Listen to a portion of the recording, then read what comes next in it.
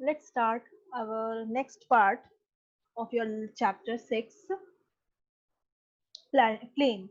Okay, so mountains के बारे में हमने पढ़ा, प्लेटोज के बारे में पढ़ा, अब प्लेन्स के बारे में पढ़ रहे हैं, जिसमें कि थोड़ा सा आप इसका रिलेटिव डिफरेंसेस देख सकते हैं कि किस तरह से इनके हाइट में डिफरेंसेस होता है। ठीक है, तो अगर first of all plain mountains की बात कर रहे हैं, तो माउंटेन्स देख सकते हैं आपका सबसे ज्यादा जो हाईएस्ट लैंडफॉर्म होता है आपका अर्थ पे, या हाईएस्ट एल्टीट्यूड वाला कोई भी लैंडफॉर्म है नोन एज माउंटेन्स। ठीक है, अब ये माउंटेन्स आपके पैरेलल रेंजेस भी हो सकते हैं, ठीक है, एक साथ हो सकते हैं, जैसे कि आपका इंडियन माउंटेन है, जैसे कि हिमालयन है, great Himalaya, middle Himalaya and lesser Himalaya. ठीक है, 3 पैरेलल रेंजेस बनती हैं। इसके बाद पैरेलल रेंजेस के अलावा आप देख सकते हैं सेकंड हाईएस्ट जो लैंडफॉर्म है वो हमारा है प्लेटोज। ठीक है, ये प्लेटोज जैसे मैंने आपको बताया लावा प्लेटोज भी हो सकता है, ये आपका इंटरमोंटेन प्लेटोज हो सकता है। इंटरमोंटेन प्लेटोज का मतलब सिंपल ये है कि माउंटेन्स के बीच में ये प्लेटोज बनते हैं। ठीक है, मतलब इसके एक साइड से और दूसरी साइड से दोनों तरफ से इसके माउंटेन्स होते हैं और उसकी वजह से इनका फॉर्मेशन होता है, इस तरह से ये प्लेटोज बनते हैं। इसके अलावा प्लेटोज के अलावा फिर हमारा क्या होता है, प्लेन्स आते हैं। प्लेन्स का मतलब सिंपल क्या है आपका, प्लेन्स का मतलब है कि सिंपल एक ऐसा एरिया जिस जो कि आपका क्या है, एक फ्लैट लैंड है। ठीक है, और लार्ज स्ट्रेचेस है, लार्ज स्ट्रेचेस का मतलब ये है कि बहुत लंबा एरिया कवर करता है आपके जो प्लेन्स होते हैं। ठीक है, अब बेसिकली ये जो प्लेन्स हैं ये बनते कैसे हैं, ये इंपॉर्टेंट पार्ट है। पहले बनने से पहले एक चीज और देखना है कि हमारे जो प्लेन्स हैं उनका पहला नंबर तो हाइट की बात करें, कितनी मतलब कितना इसकी जो चौड़ाई होती है मीटर, जो इसका विड्थ होता है वो कितना होता है, ये कह सकते हैं मोर देन 200 मीटर्स।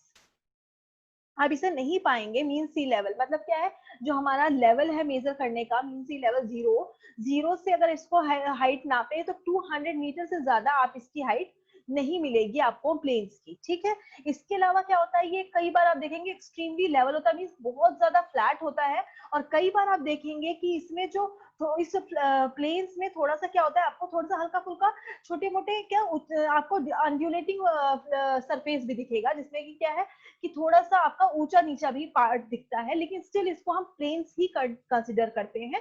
प्लेन्स का मतलब सिंपल क्या होता है आपका, जो हम बात करते हैं मैदान, मैदान का एक ऐसा फ्लैट एरिया जिसमें कि आप कोई भी आप बिना किसी रुकावट के आप मूव कर सकते हैं बहुत इजीली। ठीक है, किसी भी अपने व्हीकल के थ्रू या फिर अपने किसी हॉर्स राइडिंग करते हैं, तो इसमें क्या होता है कि आप बिना किसी रुकावट के आप अपना मूव कर सकते हैं एक प्लेस से दूसरे place, that is the sea flat land. Okay, उसके बाद आते हैं कि अब ये बनते कैसे हैं, सबसे इंपॉर्टेंट चीज आती है।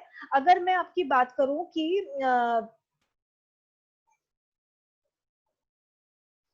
अगर आपकी माउंटेन्स की बात करते हैं, तो जैसे कि आपका ये माउंटेन हो गया। ठीक है, यस माउंटेन्स हो गया। मैंने आपको एक चीज बताई कि माउंटेन्स पर ही आपका ग्लेशियर्स आपको दिखेंगे। ठीक है, माउंटेन्स पे ही आपको ग्लेशियर्स फॉर्मेशन भी दिखते हैं। इन्हीं माउंटेन्स से जो ग्लेशियर्स होता है, जब सनरेज पड़ती है आपकी, तो सनरेज की वजह से क्या होता है, ये जो आपकी ग्लेशियर्स है वो मेल्ट होते हैं। ठीक है, और मेल्टिंग की वजह से क्या होता है, ये जो रिवर के फॉर्म में फ्लो करना शुरू कर देते हैं। जैसे कि हमारे बहुत फेमस ग्लेशियर आपका है, जैसे कि गंगोत्री ग्लेशियर्स है। ठीक है, गंगोत्री ग्लेशियर से ही बेसिकली आपकी जो गंगा रिवर है वो फ्लो करती है। ठीक है, गंगा रिवर जो है आपकी एज इट इज आपकी है यमुनोत्री ग्लेशियर। ठीक है, यमुनोत्री ग्लेशियर है। इसके अलावा आप सियाचिन ग्लेशियर में देखोगे, जिसपे रिसेंटली अभी अब चाइना और इंडिया का जो फाइट चल रही है। ठीक है, और ऐसी बहुत सारी ऐसी ग्लेशियर्स हैं जो आपके नदर साइड में, आपके जम्मू एंड कश्मीर साइड में या हिमाचल प्रदेश में आपको एक कुछ फॉर्म में दिखेंगी आपको।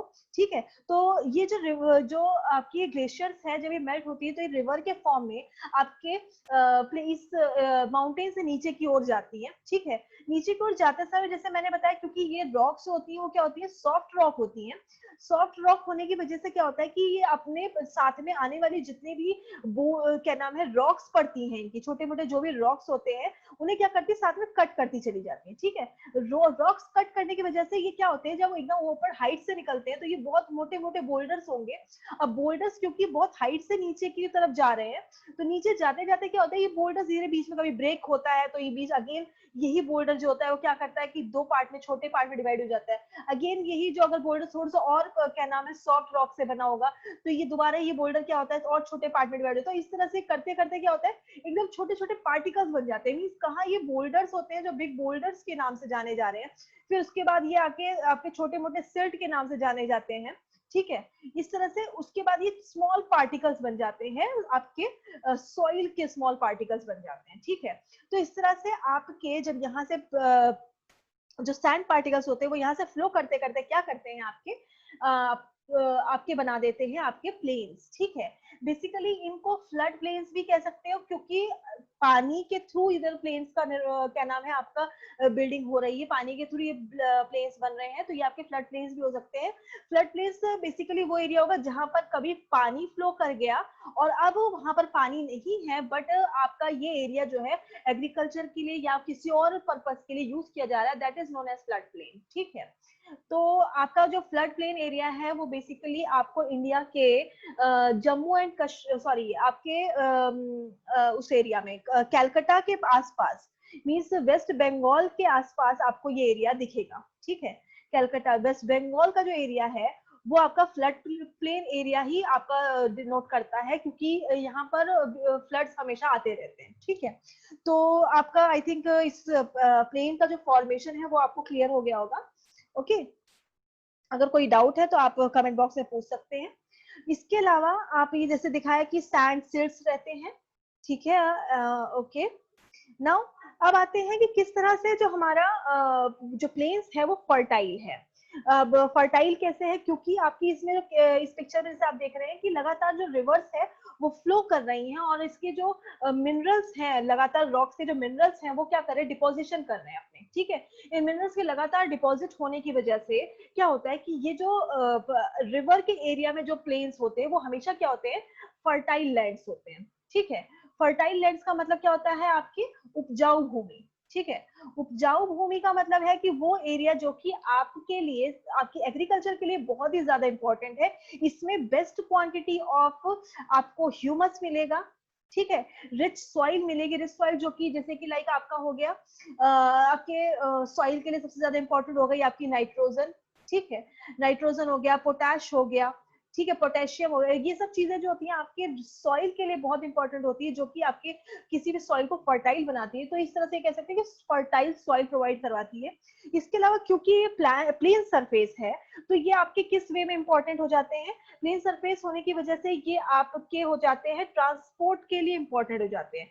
मतलब क्या है कि जिस एरिया में आप, ये सिंपल आप देख सकते हैं कि आप कभी भी अगर माउंटेनियस एरिया में गए हैं तो माउंटेनियस एरिया में in comparison to plain area, जैसे कि आपके प्लेन एरिया का लाइक हो गया हमारा जैसे कि दिल्ली हो गया, ठीक है, यूपी हो गया, इसके अलावा एमपी हो गया, आप इसके अलावा भी आप वर्ल्ड लेवल पे भी अगर जाते हैं तो बहुत सारे ऐसे प्लेसेस हैं, अभी मैं आपको आगे मेंशन करूंगी कि वो ऐसे प्लेसेस हैं जो कि आपके क्या करते हैं, प्लेन एरिया को दिखाते हैं। तो in comparison of mountains you can see कि मोस्ट ऑफ द जो रोड कंस्ट्रक्शन है वो आपको प्लेन एरिया में ज्यादा दिखेंगे। ठीक है, इसके अलावा क्योंकि प्लेन एरिया हर तरह से इंपॉर्टेंट किस वे में हो जा रहे हैं कि इस एरिया में ना तो बहुत ज्यादा गर्मी होती है ना तो बहुत ज्यादा ठंडी हो रही है। ठीक है, इसके अलावा आप ये देख सकते हैं कि इसमें इजिली आप रोड कंस्ट्रक्शन कर सकते हैं, बिल्डिंग कंस्ट्रक्शन कर सकते हैं, घर बना सकते हैं। ठीक है, और पानी जो सॉइल है वो अब्जॉर्प्शन की क्षमता है, तो पानी बहुत ज्यादा लंबा नहीं टिकता। ठीक है, तो इस तरह से ये क्या होते हैं कि पॉपुलेशन के लिए बहुत ज्यादा फेवरेबल क्लाइमेट प्रोवाइड कर देते हैं, फेवरेबल सिचुएशन प्रोवाइड करा देते हैं।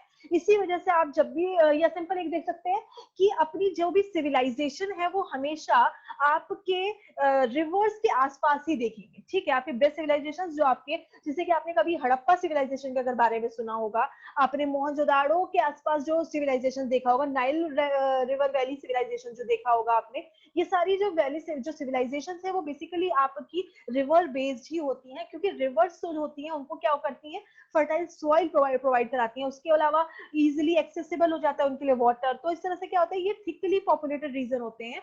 अगर हम आते हैं वर्ल्ड लेवल पे इनके एग्जाम्पल देखें, तो वर्ल्ड लेवल पे ये सारी क्या है, मैंने वो रिवर्स दिखाई है, जैसे कि आपकी मिसौरी रिवर हो गई, मिशिगन लेक मिशिगन, ये तो लेक मिशिगन है, उसके अलावा सेंट लॉरेंस रिवर हो गई, लेक सुपीरियर हो गया, विनिपेग हो गई।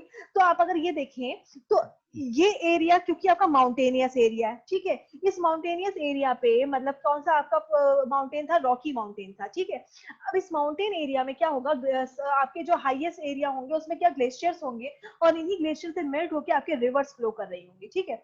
तो इन रिवर्स का फ्लो कहाँ है, आपका बेसिकली आपके अटलांटिक ओशन पे, ठीक है। तो ये एरिया ऐसा एरिया होगा जो कि आपका हो गया कौन सा एरिया, प्लेन एरिया हो जाएगा, ठीक है, क्योंकि यहाँ पर आपकी जो रिवर्स है फ्लो होकर आ रही है और सेडिमेंट डिपॉजिट कर रही है, लगातार क्या कर रही है, सेडिमेंट डिपॉजिट कर रही है। और सेडिमेंट डिपॉजिट की वजह से क्या होता है, ये एक फ्लैट सरफेस बन जाता है और आपके रहने के लिए बहुत ज्यादा सुटेबल हो जाता है, ठीक है।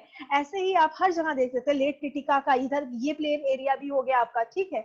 इसके अलावा आप आ जाते हैं गंगा की अगर हम बात करते हैं, जैसे कि ब्रह्मपुत्र रिवर हो गई, गंगा रिवर हो गई, ठीक है, इंडस रिवर हो गई, ये तीनों मिलके हमारा जो ये एरिया है इसको प्लेन एरिया प्रोवाइड कराती हैं, ठीक है। इसी वजह से आप देखेंगे कि मोस्ट डेंसली पॉपुलेटेड एरिया जो है वो आपका हो जाता है यूपी, ठीक है, Bihar.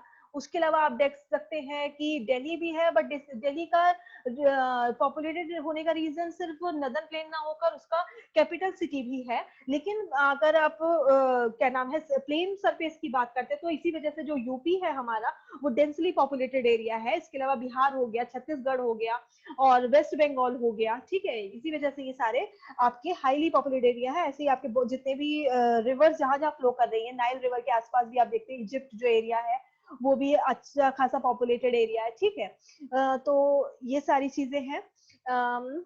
Okay, now next come to and the uses of planes। तो आई थिंक यूजेस तो मुझे आपको बताने की जरूरत नहीं है प्लेन्स की, क्योंकि मोस्ट ऑफ द पीपल जो है वो प्लेन्स में ही रह रहे हैं, और जो प्लेन्स में नहीं रह रहे हैं उनको भी पता है कि जो प्लेन्स की इंपॉर्टेंस है वो क्या है। जैसे कि सबसे पहले इंपॉर्टेंस ये हो गई कि इजिली हमें क्या होता है कि हम रोड्स बिल्ड कर पाते हैं, इजिली हम ट्रेन्स रेलवेज बना पाते हैं, जिससे कि हमारा जो हैवी मटेरियल्स होते हैं वो एक प्लेस से दूसरे प्लेस में ट्रांसफर करना आसान होता है। उसके अलावा हमारा भी मूवमेंट एक प्लेस से दूसरे प्लेस बहुत ईजी हो जाता है, ठीक है। इसके अलावा हम देखते हैं अगर हमें बिल्डिंग्स वगैरह कुछ भी बनानी है उसके लिए भी कोई हमें मटेरियल चाहिए, ठीक है, अच्छी से अच्छी बड़ी से बड़ी बिल्डिंग हम यहाँ पर बिल्ड कर सकते हैं, ठीक है। इसका एक रीजन और भी है, plain area in comparison to Himalayan, in comparison to mountainous area, आपका जो प्लेन एरिया है वो क्या होगा, आपका अर्थक्वेक थोड़ा सा फ्री जोन होता है, मींस अर्थक्वेक वहां पर थोड़े से इन कंपैरिजन टू आपके माउंटेनियस एरिया वहां पर अर्थक्वेक कम आते हैं, ठीक है। इसका भी बहुत बड़ा रीजन है जो कि आप धीरे धीरे आगे वाले चैप्टर में पढ़ेंगे, ठीक है। इसके अलावा आ जाता है आपका फर्टाइल सॉइल, क्योंकि आपके जब ये डिपोजिशन होना सॉइल तो आपको फर्टाइल सॉइल प्रोवाइड करता है। ये तो आपको पहले ही पता है कि ये कल्टीवेशन के लिए बहुत इंपॉर्टेंट हो जाता है। तो बेसिकली आप इसी वजह से देखेंगे कि आपके जैसे कि राइस हो गया, बीट हो गया, या फिर आप सिंपली ये कह सकते हैं कि जो हमारा इंडिया है वो एग्रीकल्चरल मतलब कृषि प्रधान देश है। इसको कृषि प्रधान इसीलिए बोलते हैं क्योंकि यहाँ पर एक वाइड एरिया मिलता है, 2500 किलोमीटर का एरिया मिलता है प्लेन्स का, ठीक है। इतने एरिया में फैला हुआ हमारा प्लेन, इतना लार्ज एरिया मिलता है कि इसमें हम क्या करते हैं अपने एग्रीकल्चर जो है अपने अच्छे लेवल पर डेवलप कर सकते हैं। और जिन एरिया में एग्रीकल्चर डेवलप नहीं हो पाता उस एरिया में इरिगेशन फैसिलिटीज प्रोवाइड कराई जाती है, जैसे कि हरियाणा और हमारे पंजाब हो गया, ठीक है। तो ये सारे रीजंस थे जिसकी वजह से आपका जो प्लेन एरिया है वो हमेशा क्या होता है, हाईली पॉपुलेटेड होता है। नाउ अब आते हैं जो मेन टॉपिक क्या है कि आपका जो माउंटेन है आपने पढ़ा, आपके जो प्लेटोज हैं और आपके जो प्लेन है, ये तीनों जो लैंडफॉर्म्स हैं उनका लोगों पर क्या इम्पैक्ट पड़ता है। तो सिंपली आपने धीरे धीरे जैसे भी पढ़ते गए उसमें एक सिंपली आपको आइडिया लगता गया कि किस तरह से ये ह्यूमन पर इम्पैक्ट डालते हैं। माउंटेनियस एरिया जो होता है वो थोड़ा लोगों के लिए डिफिकल्ट हो जाता है क्योंकि इतनी रगेड टोपोग्राफी होती है जहां पर किसी भी तरह का कंस्ट्रक्शन करना बड़ा मुश्किल हो जाता है। उसका जो कंस्ट्रक्शन मुश्किल है तो वहां पर आपको अगर देखा जाए तो स्कूल्स बहुत मुश्किल से मिलेंगे, अच्छे स्कूल्स मिलना थोड़ा मुश्किल हो जाता है। इसके अलावा आप हायर यूनिवर्सिटीज वगैरह बिल्ड करना बहुत मुश्किल हो जाता है, तो एजुकेशन पर्पज से बहुत डिफिकल्ट होता है वो एरिया। अगर आप ये कर सकते हैं कि इंडस्ट्रीज वहां पर अवेलेबल नहीं है तो लोगों को एम्प्लॉयमेंट नहीं होगा, वहां पर कोई रोजगार नहीं मिल पाएगा लोगों को। तो इस तरह से क्या होता है कि ये एरिया जो होते हैं थोड़े से डिफिकल्ट हो जाते हैं, और भी कई सारे रीजन हैं जो कि आप देख सकते हैं। इसके अलावा plains provide better condition in comparison to mountainous area, okay, as we know it is easy to grow crop. ये सारे अगेन आपके प्लेन्स के ही इंपॉर्टेंट पॉइंट बता रहे हैं। उसके अलावा आपसे पूछे can you point out some differences in way peoples live on the different kinds of landforms. Yes, हम देख सकते हैं कि आपका जैसे यूपी के जो मोस्ट ऑफ द पीपल हैं वो ज्यादातर क्या करते हैं, आपके क्या नाम है, वेस्टर्न यूपी, ईस्टर्न यूपी की अगर बात करते हैं, ईस्टर्न यूपी और बिहार के अगर लोगों की हम बात करते हैं, तो क्या होता है कि ये ज्यादातर क्या करते हैं, एग्रीकल्चर से जुड़े हुए हैं। एग्रीकल्चर जुड़े हुए क्या है, क्योंकि इनका जो लैंड फॉर्म है वो इन पर इम्पैक्ट कर रहा है, ठीक है, क्योंकि इनको इजीली अवेलेबल है, इनके पास ट्यूबवेल्स बना सकते हैं, रिवर्स के थ्रू अगर अपना अगेन ये कोई कैनाल बना के अपना रिवर्स के थ्रू एग्रीकल्चर को क्या नाम है, इरिगेट कर सकते हैं, ठीक है। तो ये सारी चीजें होती हैं। इसके अलावा अगर हम हाँ, इसके अलावा अगर हम बात करते हैं पेनिनसुलर प्लेटोज की बात करते हैं, पेनिनसुलर प्लेटो की सबसे बड़ी खासियत ये है कि ये अर्थक्वेक फ्री जोन कह सकते हैं, या कि अर्थक्वेक का हमारा सबसे लास्ट जोन आता है जिसमें कि अर्थक्वेक आने के बहुत कम चांसेस है, मींस बहुत रेयर चांसेस होते हैं। बहुत ही बड़ा कोई रीजन है, जैसे कि अभी एक कोयना जो रिजर्वायर है उसकी वजह से एक बार बहुत साल पहले इधर अर्थक्वेक आ गया था, जिसका रीजन वही था कि एक जगह बहुत सारा पानी कलेक्ट करने की वजह से इसका जो बैलेंस था थोड़ा डिसबैलेंस हो गया था। बट इसके अलावा अगर हम देखें तो अभी तक कोई ऐसा एग्जिस्टेंस नहीं पाया गया जो कि हमारे साउथ में अर्थक्वेक होने के कारण बताए जाते हैं। तो इसकी वजह से क्या होता है कि अगर आप बड़ी बड़ी इंडस्ट्रीज या हैवी इंडस्ट्रीज अगर आप बात करते हैं तो वो ज्यादातर किस पे एरिया में देखेंगे, आप साउथ में देखेंगे आपका ज्यादातर हैवी इंडस्ट्रीज, ओके। तो आप इससे समझ सकते हैं कि किस तरह से आपका जो लैंडफॉर्म है वो लोगों को इम्पैक्ट करता है। और इसके अलावा आप एक चीज और देख रहे हैं कि लैंडफॉर्म ही लगातार हमें क्या करता है, नेचुरल कैलेमिटीज से भी इम्पैक्ट करता है। अब जैसे कि अगर हम माउंटेनियस एरिया को एरिया की बात करते हैं, क्योंकि माउंटेनियस एरिया सॉफ्ट रॉक से बना है, ये सिंपली अगर हम बात करते हैं, जैसे मैंने आपको लास्ट टाइम ही बताया था कि हमारा जो इंडिया है वो इंडिया क्या है कि ये जो पेनिनसुलर पार्ट इसका इंडिया का जो है वो आपके तिब्बतियन प्लेटो के नीचे की तरफ क्या हो रहा है, नीचे की तरफ सरक रहा है, ठीक है। नीचे की तरफ सरकने की स्पीड जो मैंने आपको बताई थी लास्ट टाइम वो थी 1.5 सेंटीमीटर पर ईयर की स्पीड से। ये लगातार क्या कर रहा है, हमारा जो पेनिनसुलर प्लेटो है वो यूरोप वो आपके तिब्बतियन प्लेटो के नीचे जा रहा है, ठीक है। अब इसकी वजह से क्या होता है कि आप लगातार इसमें अर्थक्वेक फील करते हैं, अर्थक्वेक होता है। अभी लास्ट टाइम जून में भी आपने देखा होगा बहुत सारे ऐसे झटके आए जो दिल्ली के आसपास फील किए गए, ठीक है। उसका रीजन होता है यही कि इसमें लगातार मूवमेंट होती रहती है, तो आपका बेसिकली ये अर्थक्वेक प्रोन एरिया बन जाता है, ठीक है। तो इस वजह से ये बहुत डिफिकल्ट हो जाता है। और अगर ये अर्थक्वेक प्रोन एरिया हो गया तो इसमें आप सिंपली आप नॉर्मली क्या देख सकते हैं, आप लैंडस्लाइड्स बहुत ज्यादा देख सकते हैं, ठीक है। इस एरिया में आपको क्या दिखेंगे, लैंडस्लाइड्स आपको बहुत ज्यादा दिखेंगे, ठीक है। इसके अलावा लैंडस्लाइड्स के अलावा आप देखते हैं, लैंडस्लाइड्स का मतलब होता है कि जिसमें जो लैंड्स होती है वो धीरे धीरे नीचे की तरफ खिसकती है, ठीक है। उसके अलावा आप आपने कुछ साल पहले आई थिंक 2016-17 के आसपास अगर आपने ध्यान दिया हो कि एक बहुत बड़ा क्लाउड बर्स्ट हुआ था उत्तराखंड के आसपास, ठीक है। तो इस तरह से आप ये देख सकते हैं कि सडन एनवायरनमेंट चेंज होता है, जैसे कि आपने माउंटेन एरिया के जब माउंटेन्स के बारे में पढ़ा है तो उसमें आपने देखा है कि सडन क्लाइमेट चेंज होता है। तो सडन क्लाइमेट चेंज होने की वजह से कई बार ऐसा होता है कि ऐसे सर्कमस्टांसेस बनते हैं कि जिसकी वजह से क्या होता है, क्लाउड्स जो होते हैं वो फंस जाते हैं और वो एक जगह इतनी स्पीड में बारिश कर देते हैं कि क्लाउड बर्स्ट एरिया बन जाता है। और ये बेसिकली माउंटेनियस एरिया में ही आप देखेंगे। तो इसकी वजह से क्या होता है कि अगेन वहां पर क्या बहुत हैवी स्पीड ऑफ फ्लड आने के चांसेस बहुत ज्यादा हो जाते हैं, ठीक है।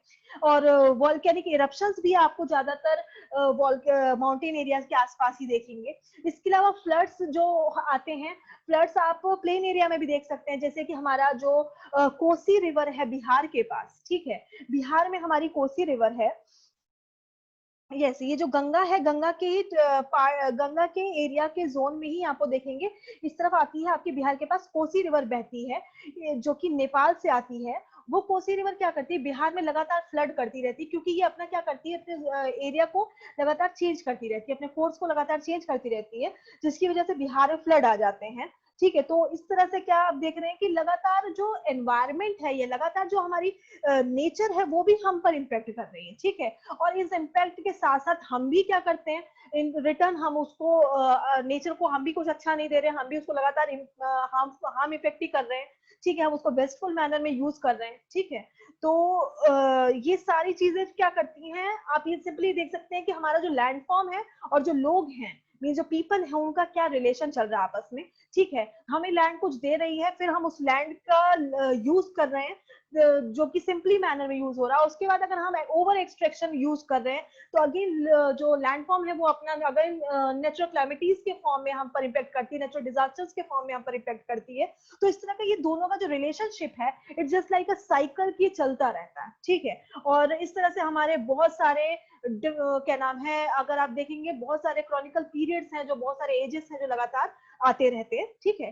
तो that is all about your chapter. ये स्वच्छ भारत मिशन है जो कि आपकी गवर्नमेंट ने चलाया है। अगेन इसमें जो है आपका हाइजीनिक सराउंडिंग्स के बारे में बात की गई, ठीक है। और आपकी सिंपल मतलब एक इनके एक स्लोगन था जिसमें कि बोला था कि healthy minds lives in healthy body, and for a healthy body clean environment, particularly clean water, air and hygienic surroundings are prerequisite. Okay, ये सारा स्वच्छ भारत का एक क्या नाम है स्लोगन टाइप का था, ठीक है। तो that is all. Okay, and last thing एक चीज और है कि ये हमें नेचर ने दिया है, बहुत कुछ दिया है, तो इस नेचर को सेफ्टी से यूज करना ही हमारी ड्यूटी नहीं है। इस नेचर को यूज करते करते हमारी फ्यूचर जनरेशन के लिए भी हमें इसे रखना बहुत जरूरी है, ठीक है। जो कि आपका सस्टेनेबल डेवलपमेंट नाम से एक प्रोजेक्ट चल रहा है, जिसको कि आप आगे कभी डिस्कस करेंगे, ठीक है। तो that's all about your all chapter, all the whole the chapter. Okay, we will come back soon with our next chapter. Thank you for today.